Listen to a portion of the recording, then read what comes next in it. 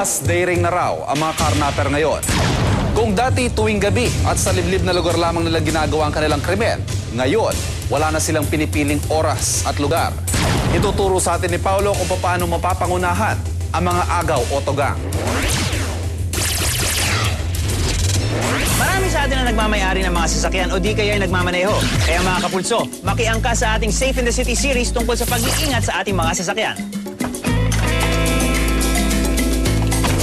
Mahigit 5 milyon sasakyan ang nakatala sa Land Transportation Office. 1 milyon at kalahati o 1,555,174 dito ay nasa Metro Manila. At araw-araw, isa sa mga sasakyang ito ay nakakarnap. Hindi biro ang isyu ng carnapping sa bansa. Katunayan, meron ng 387 na sasakyan ang nakakarnap mula noong January hanggang September. Slight improvement daw ito kumpara sa bilang noong isang taon. Walang sinasando ang mga carnapper. Kahit sino pwedeng mabiktima, kagaya ng artistang si Shirley Fuentes. Sa harapan ng bahay, meron doon parang street na maliit. Doon sa street may nagparadang adventure. And medyo madilim yung part na yun eh. Nung lumabas na yung dalawang kasama ko, bigla na lang pinandar nung driver nung adventure yung sasakyan, lumapit sa kanila, tumalon yung tatlong lalaki. May dala silang mahahaba, meron silang dalang 45, yung isa merong kutsilyo, naka-bonnet sila, tapos naka-camouflage, tapos naka-long sleeves, naka-gloves. And then, pagbaba nila, pagtalon nila, they started hitting yung mga kasama ko, pinalo sa ulo ng baril. Tugmang-tugma ang kwento ni Shirley sa kwento ng aming source. Ayon sa aming nakapanayam, simpleng-simple ang modus ng mga kawatang ito. Pagbukas yung halimbawa nakaparada sa sakyan sa parking area. Pag nakatabi lang yun doon. Lalapitan nila yan. Pagkalapit nila, pupunin yung sasakyan, pati yung tao sasakay sa likod. Yun lang.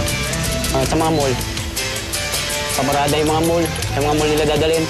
Sa mga hapon, dadalhin na uli sa ibang lugar. Walang bodega, walang ano. Nasa rekta lang. Pagkatapos, ay saka na raw ito kukunin ng kanilang mga kasabwat. Ang Quezon City ay considered isang hotspot pagdating sa carnapping. At ayon sa aming source, sa 149 cases ng carnapping dito sa Quezon City, marami na nagaganap dito sa Congressional Avenue. Wala na raw pinipiling lugar at oras sa mga carnapper ngayon. Ayon sa Task Force Limbas ng Traffic Management Group, 2 uri ng pangangarnap ang ginagawa ng mga kawatan.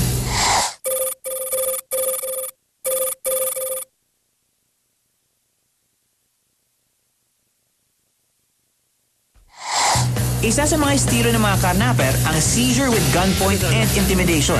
Dito, mabilis na iniispatan ang mabibiktima. Easy target ang mga driver na naghihintay sa nakaparadang sasakyan. Agad itong lalapitan, tatakutin, at saka tatangayin ang sasakyan.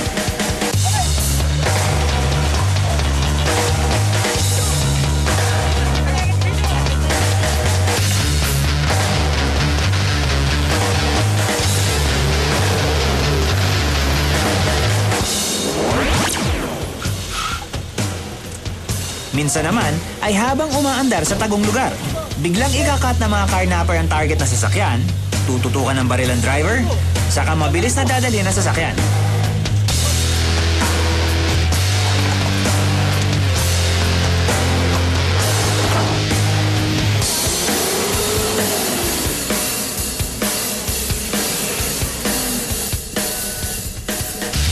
Sa parehong pagkakataon ay iiwan nila ang driver o pasahero ng sasakyan sa isang tagong lugar. Tatakutin ito at iiwanan.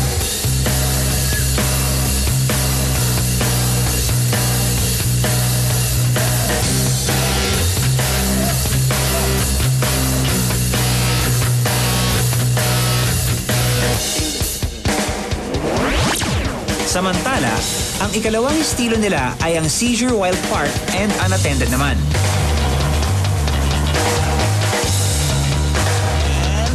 Tinutungkab ang lock ng pinto ng sasakyan mula sa labas. Saka kukunin ang hulma nito at igagawa ng panibagong susi.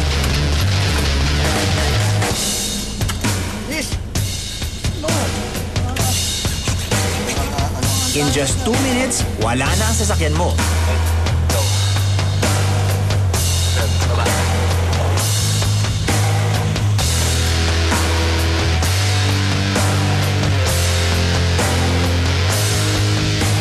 Sa katunayan, 81% ng car napping sa Metro Manila ay na-accomplish sa ganitong paraan.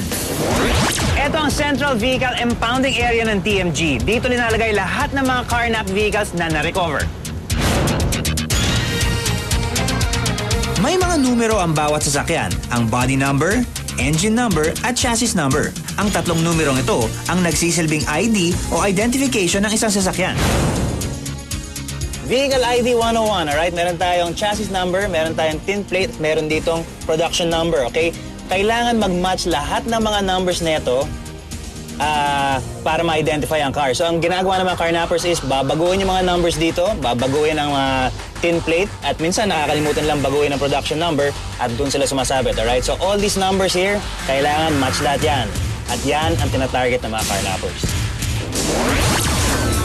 Importante ang impormasyon para malabanan ng ganitong krimen. At ngayon, taglay na natin ito. Oras na para humanap ng mga solusyon.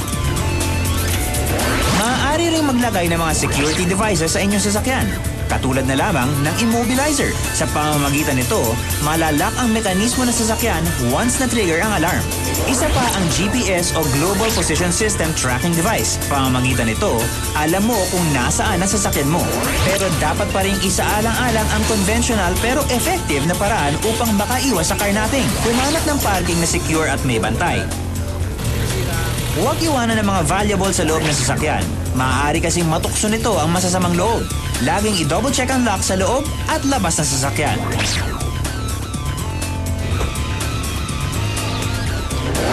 Ang sasakyan daw natin ay extension ng ating tahanan, kaya tama lang na dapat natin itong pag-ingatan. Ika nga safe driving at safe parking.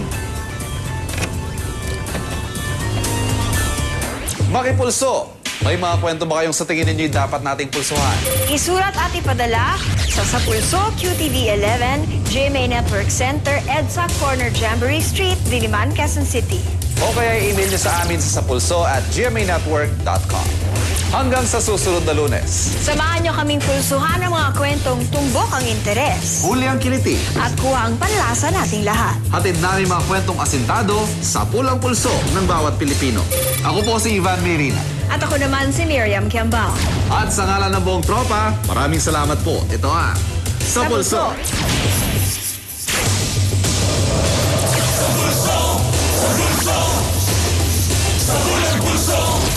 Malaman ang latest trending nagalaman at pinag-uusapan mga sagot at wiran katotohanan, balitang iba, mga kwento sa bayan.